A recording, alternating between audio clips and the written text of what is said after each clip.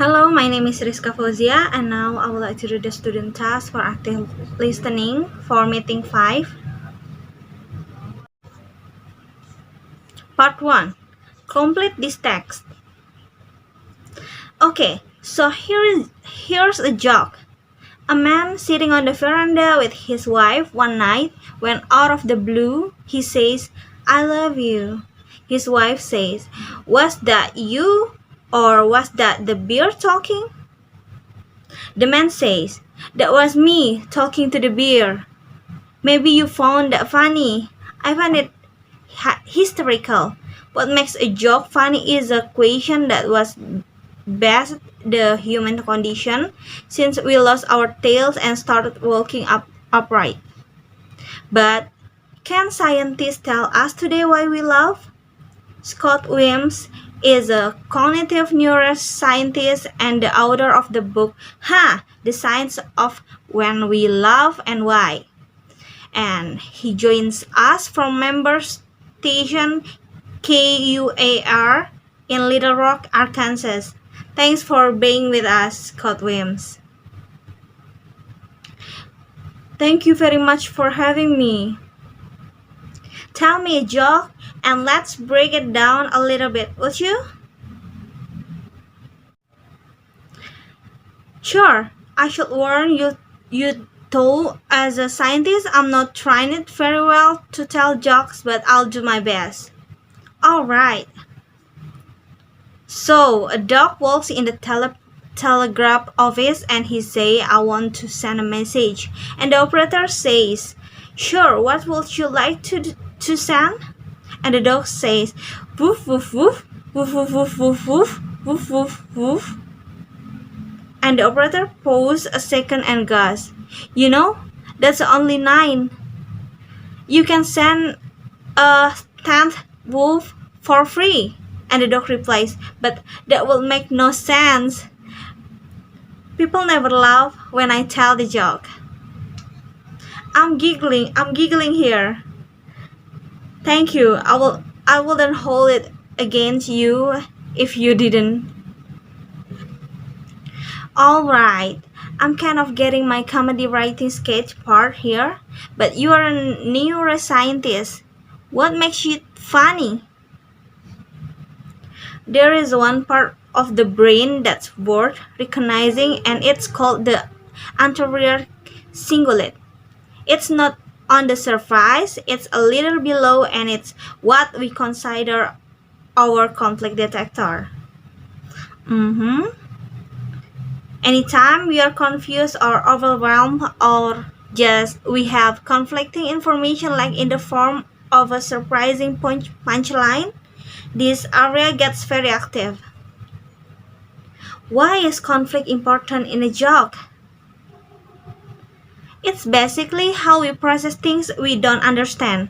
I mean, so much of our life is filled with conflict and not just jokes. I mean, people laugh at funerals, people laugh at tragic events, and it's because there's are times when we just don't know how else to respond.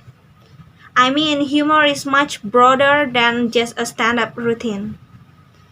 It's just how we look at this moment in life where things don't make sense. So, laughter is copying, bonding, lessening anxiety, the sense of discovery, surprise, all these things. It is, and I think that's why it's so linked with health benefit as well.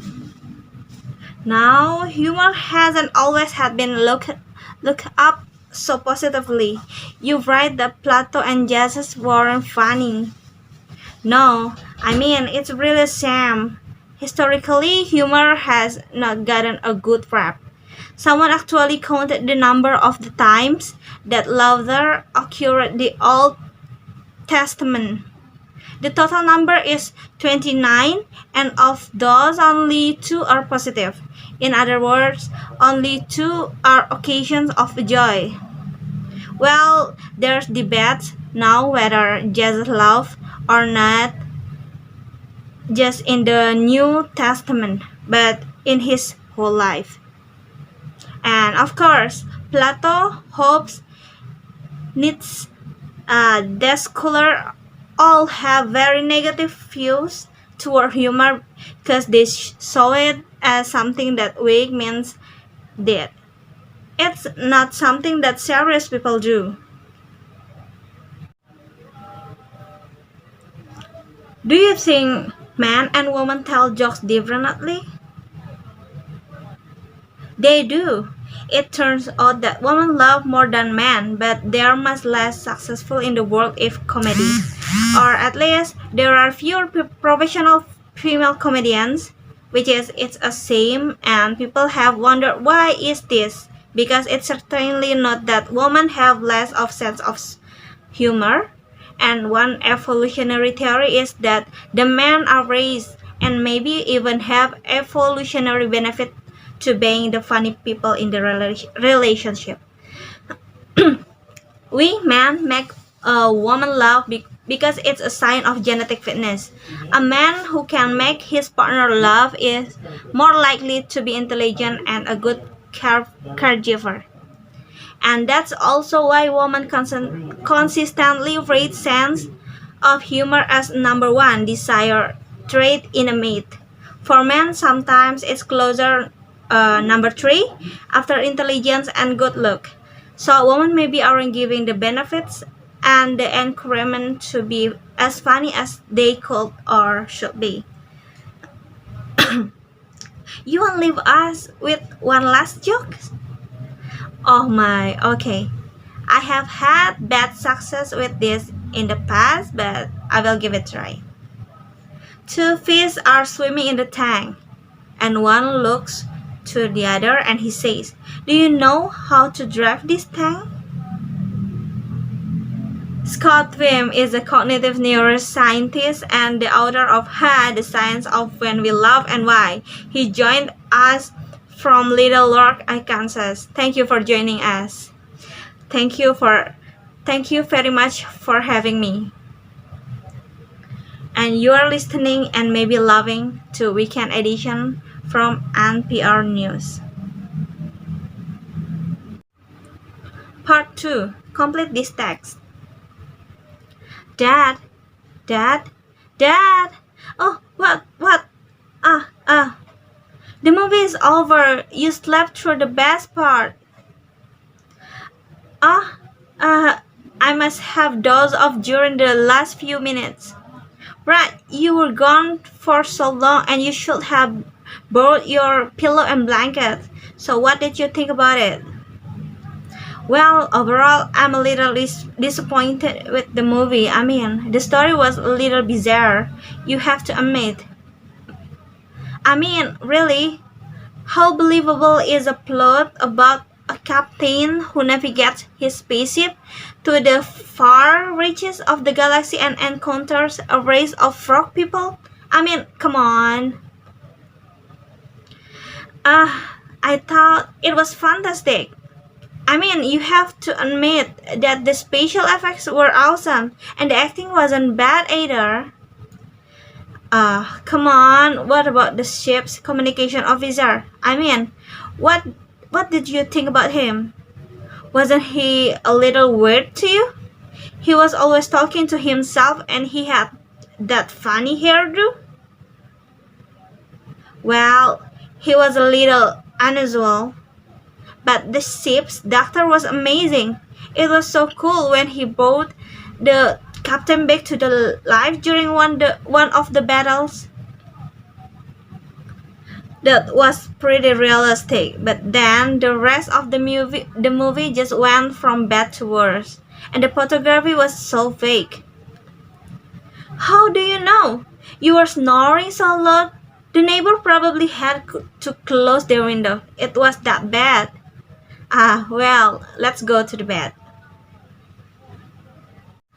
Part 3. Complete this text. It was on a dreary night of November that I beheld the accomplishment of my toils, with an anxiety that almost amounted to agony. I collect the instruments of life around me, that I might infuse a spark of being into a lifeless thing that lay at my feet. It was already 1 in the morning. The rain pattered dismally against the panes, and my candle was nearly burned out when, by the glimmer of the half extinguished light, I saw the dull yellow eye of the Creator open. It breathed hard and convulsive motion agitated its limbs. How can I describe my emotions at this catastrophe? Or how delineate the wretched room with such infinite pains and care I had endeavored to form? His limbs were in proportion, and I had selected his features as beautiful. Beautiful! Great God! His yellow skin scarcely covered the work of muscles and arteries beneath. His hair was of a lustrous black and flowing, his teeth of a pearly whiteness, but this luxuriance of form a more horrid contrast with his watery eyes, that seemed almost of the same color as the dun white socket in which they were set, his shriveled complexion and straight black lips. The different accidents of life are not so changeable as the feelings of human nature.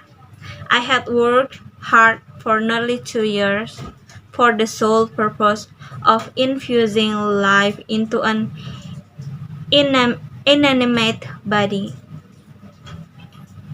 For this I had deprived myself of rest and health. I had desired with an ardor that far exceeded moderation, but now that I had finished it, the beauty of the dream vanished, and breathless horror and disgust filled my heart. So that is all my student task for meeting 5 for active listening. Thank you so much.